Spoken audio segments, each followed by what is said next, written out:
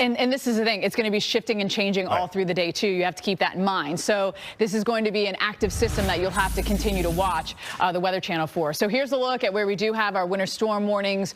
We also have some ice advisories. Look up towards the Little Rock area. We also have the University of Arkansas that is closed today. We'll probably see a lot more closures as we head over the next couple of days. Today, there's a sliver of an area where we could see some of that freezing rain. But this is what we're talking about as you look in the atmosphere. And Jim was just mentioning, just above the surface, it's actually warm.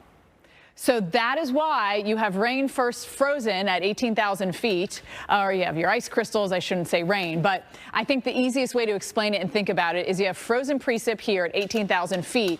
As it comes down, it melts and then freezes on contact. It's just a little sliver of cold air that does this, and this is the worst thing that you can get. Now notice that we're going to see our temperatures wibble and wobble here through the day, so that's why this is a nowcasting situation. As we head into Wednesday by 4 p.m., we're all rain, but has the damage already been done? Do we have accidents? Are there problems? That's something that we're going to continue to watch here. By Thursday, Dallas, you're finished. So the colder out towards Abilene, what is that going to cause for us? Again, we have to look at the atmosphere as if it's a hamburger. It has all these different layers, right? And so into Abilene, 25 at the surface. That's quite cold.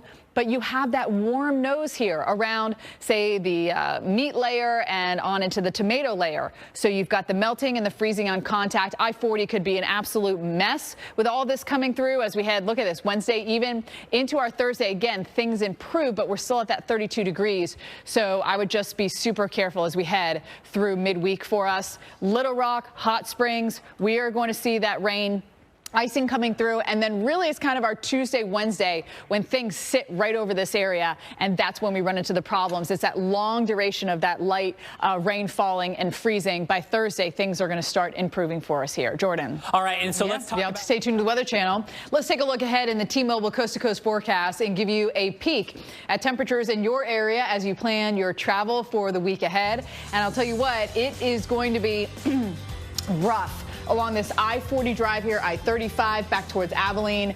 Today, it's going to get started as we head into our Tuesday and Wednesday. That's when things really pick up. I have to say, much of the country is fine with the exception of the southern half from Texas all the way over to the Carolinas. That's where it stays wet. We cannot shake the weather. But notice this, as we head into our Friday, you see some cool air getting into the northeast.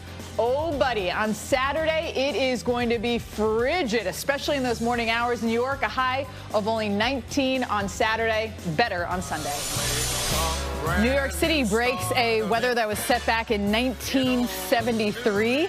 What is that, 50 years ago when Richard Nixon was president? The Exorcist was a top movie, and a dozen eggs cost 69 cents. Welcome back into America's Morning Headquarters on this Monday, the 30th of January. Today, New York sets the latest measurable snowfall. And we're not going to see snow now, so today is not going to be the date. It's going to keep going, actually, and there's really no snow in sight over the next 10 days. And so the other record I think we could break is this one, consecutive days without measurable snowfall. Remember, measurable snowfall is 1/10 of an inch.